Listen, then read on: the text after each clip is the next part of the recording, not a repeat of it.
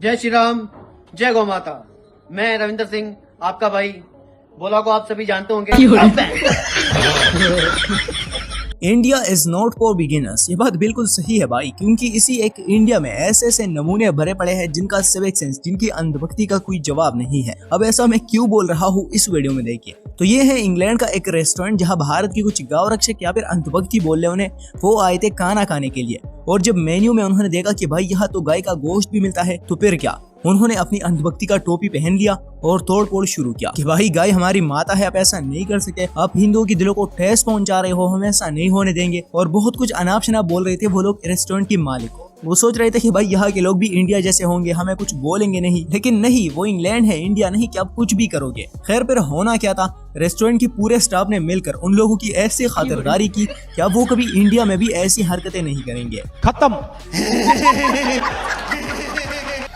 मतलब यार, जहाँ भी जाते हैं ये लोग अपने मुल्क का नाम रोशन करके आते हैं, अपने नाम के झंडे गाड़ते हैं वहाँ के, भाई हम भी इंडिया से हैं। और हाँ, एक बात और, अगर इतना ही ये लोग गांव रक्षक बन रहे हैं ना, तो मोदी जी से जाके सवाल क्यों नहीं करते कि उन्होंने ओमान के साथ हलाल सर्टिफिकेट पे साइन क्यों किया। हलाल सर्टिफिकेट का मतलब है कि अब इंडिया और ओमान दोनों मीट का बिजनेस करेंगे, और वो भी पूरे इस्लामिक तरीके से। अब इन गाँव रक्षकों को ये बात पता है, लेकिन मोदी से ये लोग सवाल कैसे करेंगे, क्योंकि उन्हीं की वजह से तो इन लोगों की घरों की चूल्हे जल रहे हैं। अपने पैरों पे खुद ही तोड़ी ना कुल्हाड़ी मारेंगे ये लोग।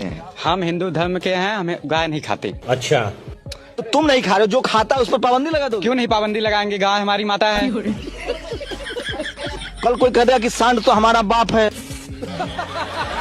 कैसे जहर भर दिया गया है लोगों को दिमाग में। ये सही है। अरे गाय कैसे तुम्हारी माता है, तुम गाय से पैदा हुए।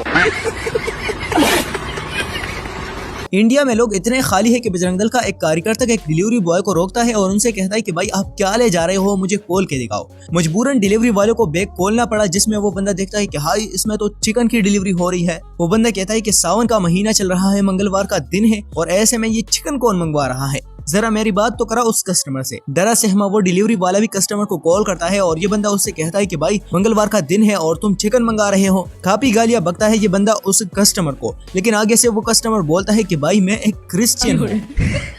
अब मान लो वो क्रिश्चियन ना भी होता, कोई हिंदू होता, लेकिन इस बंदे को किसने हक दिया था एक काम करते शख्स को रोकने का। खैर ये तो कुछ भी नहीं है, बजरंग दल का एक और आदमी खुद से एक गाय को मारता है सिर्फ एक मुसलमान को फंसाने के लिए। बाद में पता चलता है कि ये काम बजरंग दल की एक हिंदू ने किया था और उसे जेल हो जाती है। मतलब किस लेवल की अंधभक्ति है यार, मुसलमानों को फंसाने के लिए अपनी ही पैरों पे कुल्हाड़ी मारते हो। चड्ढा समझाओ इसे। समझाने की जरूरत सिर्फ इन्हें नहीं है, बल्कि पूरे हिंदुस्तान को है, उनकी सरकार को है। मगर क्यों? वो इसीलिए क्योंकि जेरेमी वेट वही शख्स जो दुनिया भर के खतरनाक नदियों में उतरकर उनसे दुनिया की सबसे खतरनाक जानवरों को निकालता है, लेकिन उसी बंदे ने इंडिया की कानपुर में मौजूद गंगा नदी में पैर रखने से भी इनकार कर दिया। उसके मुताबिक जो पीने लायक पानी होता है ना, उसका पेकल कोलिफॉर्म होना चाहिए 0 और तैरने लायक पानी का करीब 500। लेकिन जब गंगा नदी की पानी को टेस्ट किया तो पता चला कि इसका पेकल कोलिफॉर्म है 82,000। मतलब इस पानी में सिर्फ हाथ रखने से भी आपको भयंकर इन्फेक्शन हो सकता है। और ये वही पानी है जिसमें हर रोज हजारों लोग डुबकी लगाते हैं और अपने आप को पवित्र मानते हैं। लेकिन सच्चाई कितनी कड़वी है। और भाई सॉरी, लेकिन ये बातें मैं रिलीजन को देखकर नहीं कर रहा,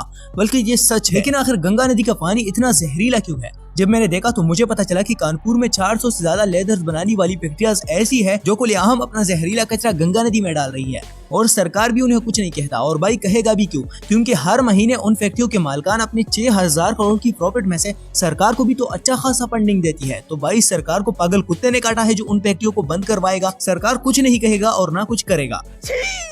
लेकिन हाँ, यहाँ हम सिर्फ सरकार को दोषी नहीं ठहरा सकते, इन लोगों में खुद भी सिविक सेंस नाम की चीज तक नहीं है। ये लोग खुद भी गंगा नदी को गंदा करवाने में कोई कसर नहीं छोड़ते, इसीलिए सारा ब्लेम हम सरकार पर नहीं डाल सकते। और इसकी वजह भी मैं आपको बताऊंगा, लेकिन सबसे पहले आप इस चच्चा की ये वीडियो देखिए। देश कभी झुकेगा नहीं और बिहार का विकास कभी रुकेगा नहीं और रोड का पानी कभी सूखेगा नहीं। तो चलो अब एक बार बिहार पे नजर डालते हैं। बिहार के पटना में एक ब्रिज बनाया जाता है जिसे वहाँ के बच्चे उसके नट बोल्ट्स निकालकर बाजार में बेच देते हैं। ब्रिज के नीचे लोहे की सरियों में पैक करके लाइटें लगाई जाती हैं, जिसे भी वहाँ के लोग सिर्फ 2 दिनों में बेच देते हैं। कभी पूरा पुल गायब हो जाता है तो कभी सरकारी जमीन पर बने एक तालाब को सुखाकर वहाँ कुछ लोग झोपड़ियां डाल देते हैं। और रही बात सड़क की, तो भाई सरकार ने जहानाबाद डिस्ट्रिक्ट के एक गाँव में सड़क बनवाई थी, लेकिन वहाँ के लोगों का सिविक सेंस तो देखो, 2 घंटे में पूरा का पूरा सड़क गायब।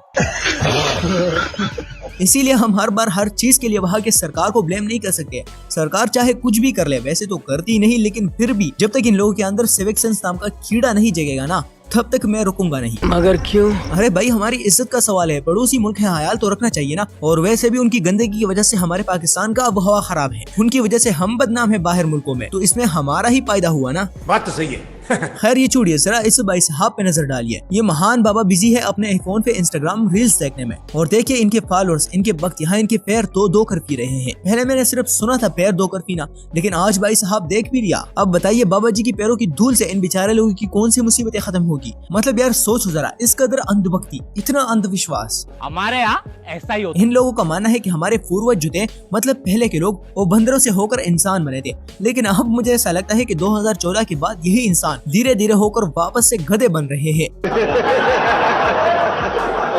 भाई सच में इंसानियत नाम की चीज लगभग खत्म है भारत से। अब यहाँ देखिए, ये है जबलपुर स्टेशन, जहाँ आप देख सकते हैं कि इस आदमी के साथ जोर जबरदस्ती हो रही है, और ऐसा इसीलिए क्योंकि इन्होंने 2 समोसे लिए थे खाने के लिए, जिसका यूपीआई पे ये बिल भी पे कर रहे थे, लेकिन इसका यूपीआई बार बार फेल हो रहा था और ट्रेन भी छूटी जा रही थी। मगर ये बंदा 20 रुपए के लिए इसे छोड़ने का नाम तक नहीं ले रहे थे। मजबूरन कस्टमर ने अपनी गड़ी ही दे दी इसको 2 समोसों के बदले। इतने तो ये लोग भूखे हैं और ये कहते हैं कि हमें मुसलमानों से खतरा है, जबकि उल्टा मुसलमानों को इनसे खतरा है। क्या? ये क्या बक रहे हो? 27 जुलाई को लंदन से ग्लासगो जा रही एक फ्लाइट में अचानक एक इंडियन ओरिजिन मुसलमान खड़े होकर अल्लाह अकबर की नारे लगाना शुरू कर देता है। अल्लाह अकबर, अल्लाह अकबर, अल्लाह अकबर। इतना ही नहीं, ये बंदा एक बॉम्ब वार्निंग भी देता है। अल्लाह अकबर। और पता है इसका नाम क्या था? अभय नायक।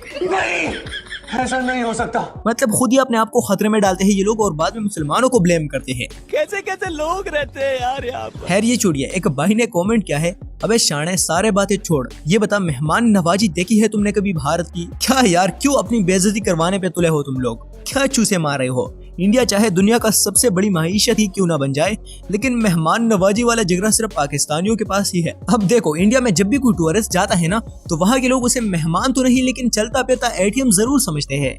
Mr. Banana Man, नमस्कार। 100 for one banana. 100. No, it's a foreigner price. एक केले के 100 रुपए यानी पाकिस्तानी करीब 320 रुपए, यही मेहमान नवाजी है इनकी। ये भी देखिए। कितना रुपया है? 200 200 But it says that ये दूसरा है, ये खत्म हो गया। अब चलते हैं हम जरा पाकिस्तान का भी मेहमान नवाजी देखते हैं और आपको बताते हैं कि असल में मेहमान नवाजी होती क्या है। कितना रुपीस बार?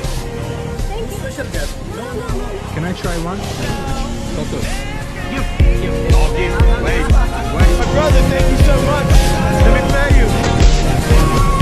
आखिर में दिल से सॉरी, क्योंकि आज की वीडियो को हमने फनी तरीके से डिजाइन नहीं किया था, लेकिन यकीन मानिए सिविक सेंस का ये टॉपिक काफी इंपॉर्टेंट था और इसको एक वीडियो में कवर करना भी बहुत ही जरूरी था। मिलते हैं अगली फनी वीडियो में, अपना ख्याल रखिए, अल्लाह हाफिज।